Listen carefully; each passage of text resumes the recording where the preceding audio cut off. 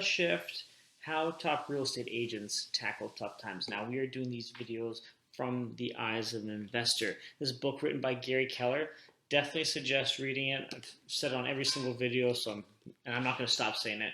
It's awesome. It gives some very raw insight as to what we as business owners, as entrepreneurs can be doing. And once again, I say the real estate's similar across the board. Real estate agent, real estate investor, we have very similar goals, very similar job profiles. We just look at things a little bit differently on how we conduct business and where we conduct business. But overall, when the market shifts, we're both affected pretty much the same. So don't mind the shirt, the man behind the bump.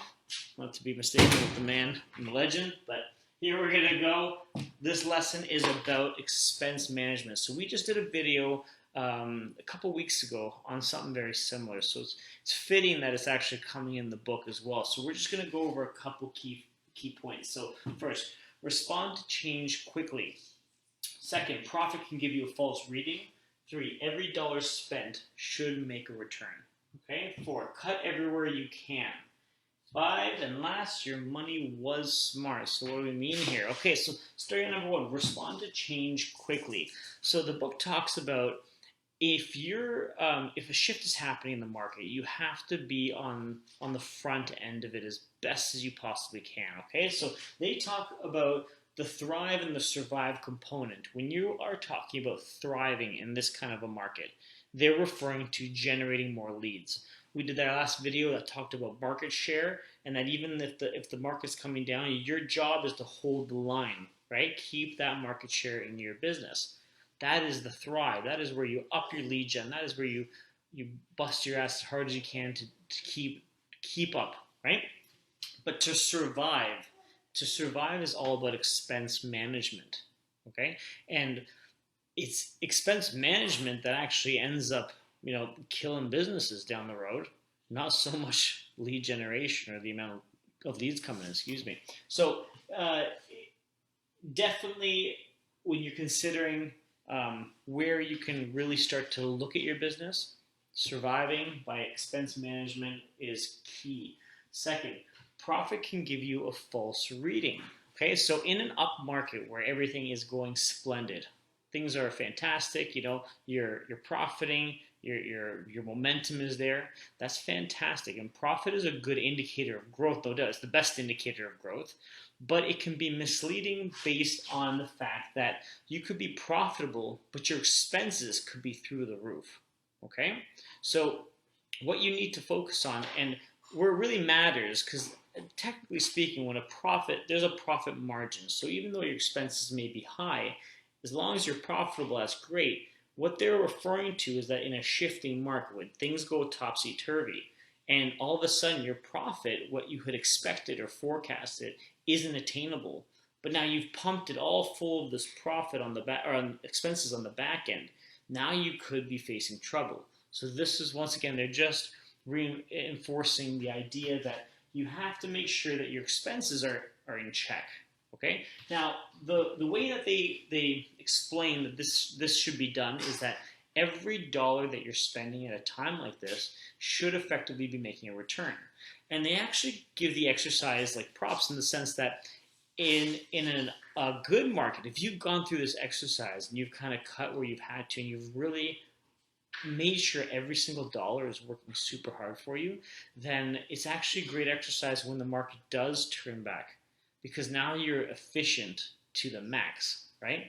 So an example of this is if you're paying for something that is that at one point was useful. For example, we have a subscription at meetup.com.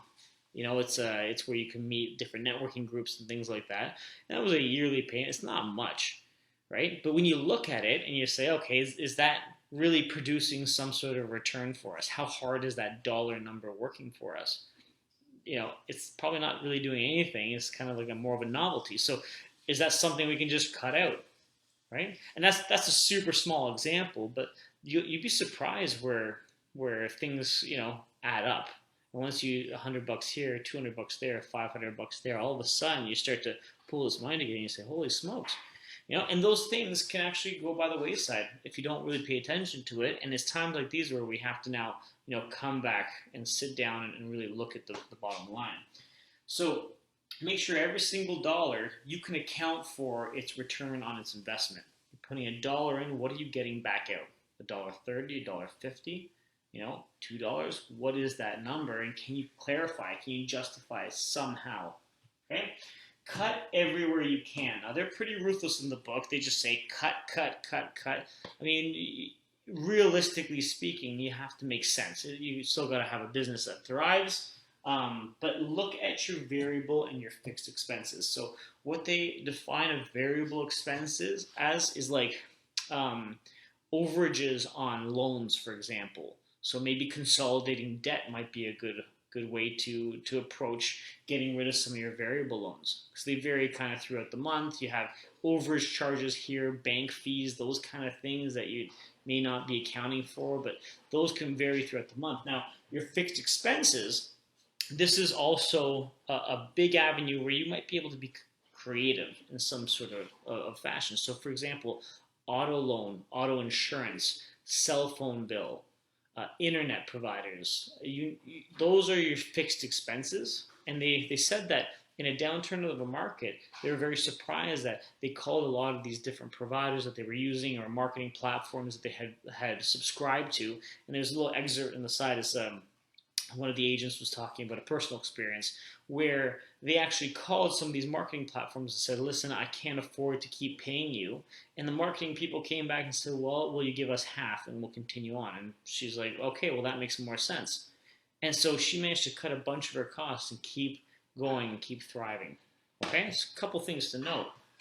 Last but not least, your money was smart. Okay, so at a certain point, when you're profiting, you're riding the train upwards and everything's great. Your money was working and it was smart. Now things have changed, so they call it dumb money. And what they're referring to is that you have to do things differently in a different market to succeed.